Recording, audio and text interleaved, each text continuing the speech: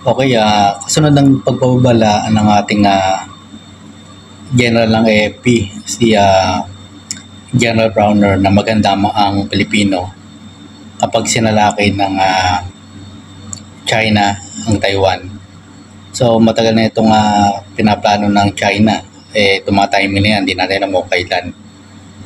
Pero maganda na rin maganda. Kaya kasunod nito, merong agreement o kontrata ang Pilipinas sa Amerika na bumili ng F-16 jet fighter. So itong jet fighter na to, malaking tulong nito sa Pilipinas. Kasi talagang multi-role yan, ginagamit yan sa Israel. Yung F-16 na jet fighter na yan. Malaking advantage dito sa Philippine Air Force at ito yung makakatugod sa local insurgency natin. Halimbawa, problema na sa local insurgency o national security natin sa maski panloob at panlabas. Diba kung meron huwag naman sana mangyari, magkaroon na nangyari sa Mindanao, katulad na nangyari sa Marawi Siege, malaki ang advantage ng meron tayong F-16 na jet fighter. At meron din drone, attack drone. No? Hindi lang yung commercial drone na ginagamit ko sa Marawi Siege, yung drone na pang-attack na ginamit ng Amerika sa Afghanistan. Yung isa-isang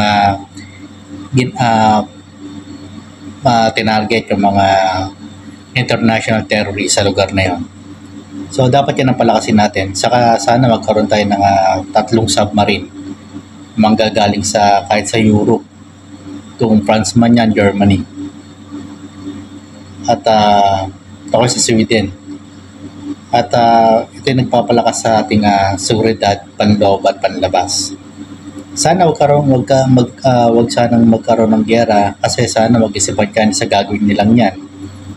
At wag naman sana baka magkaroon ng World War III. Nakita nyo yung Russia sinugod ng Ukraine. Pag tumulong dyan ng Europe, lalo na nagkaroon ng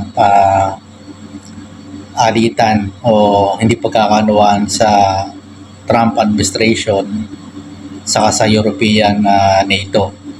Kasi sabi ni President Trump, parang bang lumalabas si pinababayaan na niyang NATO at gusto nilang umalis. Or hindi naman direkta, pero parang sinusumbatan niya ibang NATO countries na kukunti ang contribution na mag-contribute pa ng maraming contribute more, ibig sabihin ni US President Trump. So may mga iba sumagot ng mga European countries at nakita lang ginawa kay President Zelensky ay hindi maganda. So parang lumalabas sa ibang European country, parang kumakampi sa Russia si President Trump.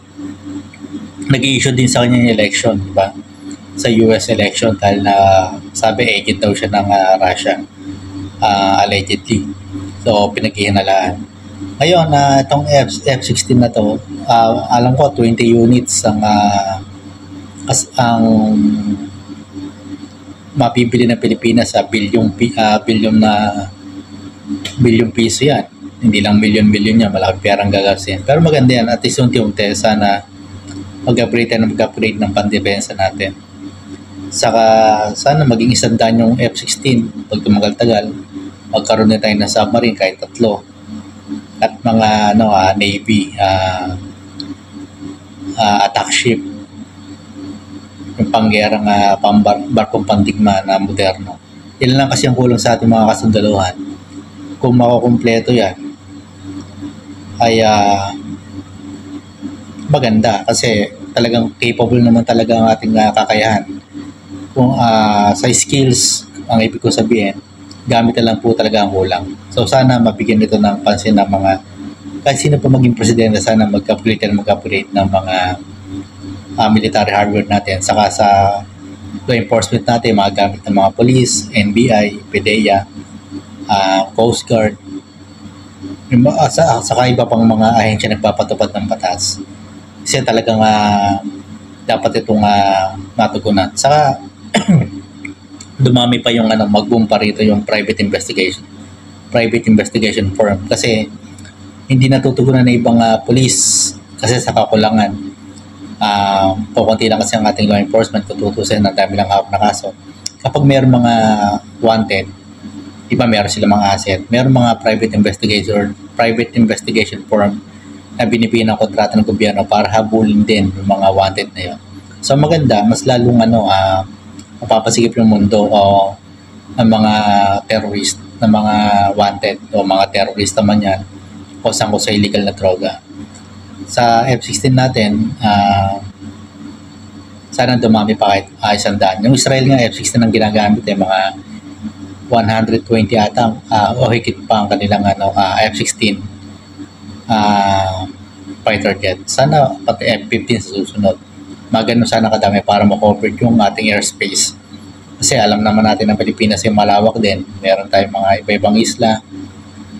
At maganda yung mga umigantong modernong jet fighter. So, sana matugunan pa ito ng gobyerno. Magtuloy-tuloy.